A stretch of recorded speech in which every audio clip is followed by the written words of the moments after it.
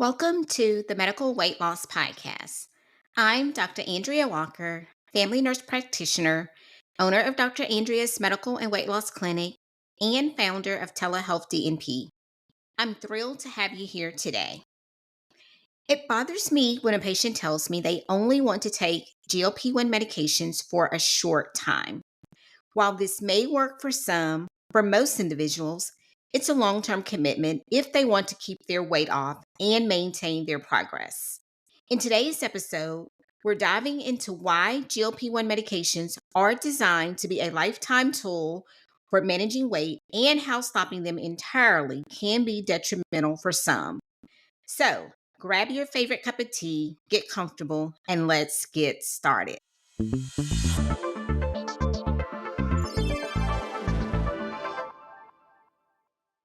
Obesity isn't just about willpower or short term dieting. It's a complex chronic disease influenced by genetics, hormones, and environmental factors. Like other chronic conditions such as diabetes or hypertension, obesity requires ongoing management as well. GLP-1 medications are tools to help manage the biological factors that drive weight loss. When you lose weight, your body fights to regain it. This happens because hunger hormones like ghrelin increase, making you feel hungrier. And then satiety hormones like leptin decrease, so you feel less full. Your metabolism slows down, meaning you burn fewer calories. These adaptations can last for years, even after significant weight loss, making it challenging to maintain results without support. However, GLP-1 medications such as Wegovy, semaglutide, Zepbound, or tirzepatide work by reducing appetite, slowing stomach emptying so you feel fuller for longer, and helping regulate blood sugar and providing energy balance. This is why it can be challenging to maintain results when you stop the medications. Without the medication, the body's natural tendencies can take over, often leading to weight regain. You would no longer have a reduced appetite, slowing of your gastric contents, which causes you to feel fuller for longer, nor would you have regulation of your blood sugar if you decide to stop the medication altogether. Weight gain is not simply a matter of eating too much or exercising too little. It's also influenced by complex interactions between genetics, hormones, metabolism, and environmental factors. So let's break it down. First, I will explain genetics and the set point theory. The set point theory is when the body has a set point for weight, regulated by the brain, particularly the hypothalamus. This set point is influenced by genetics and can resist changes. When you lose weight, your body may respond by increasing hunger and decreasing energy expenditure to return to its set point. Next is genetic predisposition. Studies estimate that 40 to 70% of obesity risk is hereditary. Genes affect appetite regulation, fat storage, and how your body burns calories. And then there's hormonal dysregulation. Hunger and satiety hormones, ghrelin, known as the hunger hormone, levels rise before meals and drop afterwards. People with obesity may experience elevated ghrelin, making them feel hungrier. And then there's the satiety hormone. Leptin sends signals to the brain when you're full. In people with obesity or people who are overweight, leptin resistance can occur where the brain doesn't respond effectively to leptin signals, leading to overeating. Next is insulin resistance.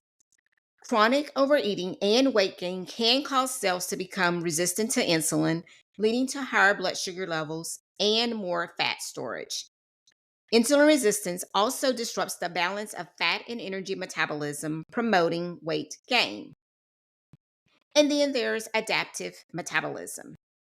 When you lose weight, your body's metabolism slows down to conserve energy. This is a survival mechanism evolved to protect against starvation. Resting metabolic rate, also known as RMR, can drop significantly, meaning your body burns fewer calories at rest.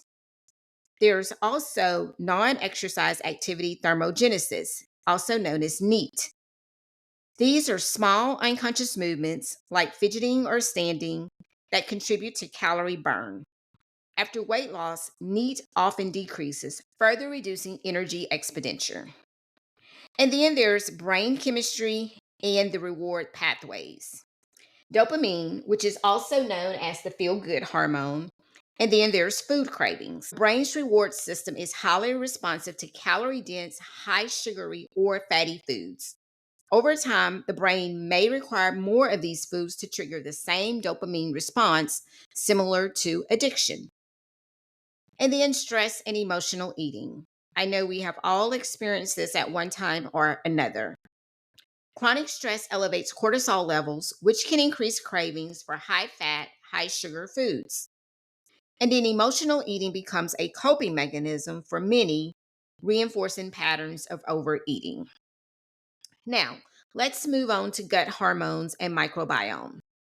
GLP-1 and PYY are gut hormones. Gut hormones play a critical role in appetite regulation. GLP-1 slows gastric emptying and increases feelings of fullness, as I've already mentioned, while PYY also signals satiety. People with obesity may have impaired secretion of these hormones, leading to overeating. Hence, this is why the GLP-1 injections work so well.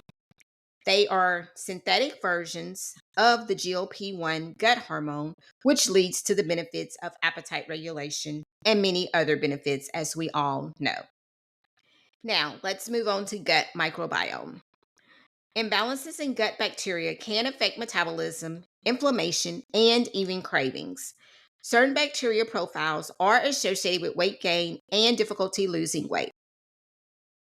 And then there's environmental and lifestyle influences. Easy access to high calorie, ultra processed foods promotes overeating. Large portion sizes and high sugar content in foods makes it easier to consume more calories than needed. This is why I am not a fan of eating out at restaurants on a regular basis. I know many people are happy when they go to a restaurant and one of the things they'll say is, oh, they gave you a lot of food. And then there are other places that people are not so happy because they feel like they gave them small portion sizes.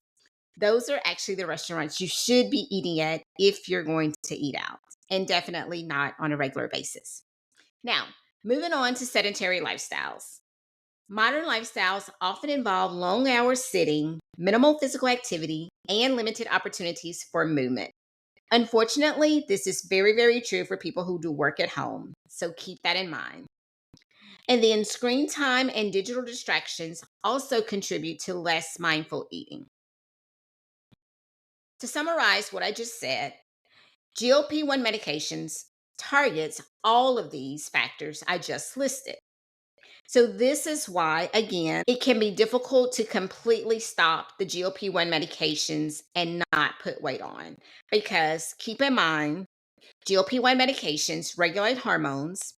GLP-1 meds mimic the natural hormone GLP-1, which reduces hunger and slows gastric emptying. GLP-1 medications also counteract adaptation, which we just discussed. They help stabilize hunger and satiety signals even after weight loss. And then the GLP-1 medications support brain chemistry. By reducing cravings and stabilizing blood sugar, they decrease the brain's reward response to unhealthy foods, those fatty and sugary foods. And then the GLP-1 medications improve insulin sensitivity. They enhance the body's ability to regulate blood sugar and prevent fat storage. By addressing the root biological factors driving weight gain, GLP-1 medications provide long-term support for maintaining a healthier weight. Pairing these medications with lifestyle changes can create a more sustainable approach to weight management. However, if you decide to stop the medications, just keep in mind that you will no longer receive all of these benefits. I stress this because, like I said, sometimes a patient will say, well, I'm only going to stay on it for 3 months, or I just want to jumpstart. That's perfectly fine. But also, your patients say, well, I took so and so, I did great, but once I stopped, I put all my weight back on.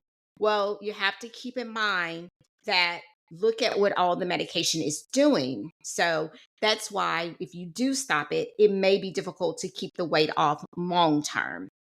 I'm not saying you can't, but you're going to have to go the extra mile and probably put in 110% of making sure your diet is on point as well as working out. Now, let's continue and move on and discuss the role of GLP-1 medications for long-term maintenance, which is really what this is about. So, studies show that individuals who stop GLP-1 medications often regain much of the lost weight within a year. For example, a 2021 study in the New England Journal of Medicine found that patients who stopped taking semaglutide regained about 67% of the weight they had lost within a year. This rebound happens because the medication isn't just suppressing appetite temporarily, it's helping manage the underlying biological factors that drive weight loss, which we just discussed. Not everyone needs to stay on the highest dose forever. Some people can transition to lower maintenance doses or less frequent injections after reaching their goal weight. The key is to work closely with a healthcare provider to find a plan that balances medications with sustainable lifestyle changes. I have plenty of patients who are on maintenance doses, and there's not a one size fits all. Some are on the highest dose, some are on the middle dose, some are even on the lowest dose. And as far as how frequently they get the injections, I have people who still elect to get them weekly. They're not continuing to lose weight, but they're maintaining the weight. But then I have patients who can just get the injections once a month or every other week, as well as maybe once every 5 weeks. I don't like to go beyond once every 6 weeks because it just puts you at increased risk of developing complications as far as side effects. Now, keep in mind, medications are not standalone solutions. They work best when paired with balanced nutrition, regular physical activity, and behavioral coaching with stress management. The goal is to build habits that support long term health while using medication to manage the biological drivers of weight gain. So, you can think of GLP-1 medications like glasses for vision or insulin for diabetes. Both in these cases, people need their glasses to see, and of course, diabetics, they need their insulin to bring their blood sugar down. These are tools that help you manage a condition, but they don't cure the underlying cause. So it's the same thing with the GLP-1 medications. For most people, stopping GLP-1 medications entirely means the body will revert to its previous patterns, making it harder to maintain weight loss. Again, I'm not saying this is true for everyone. However, just keep in mind that most people. So make sure you do set realistic goals when you start the medication, and then you may need to reevaluate and reassess those goals and then reset more realistic goals as you're on the medication. Thank you for joining me today.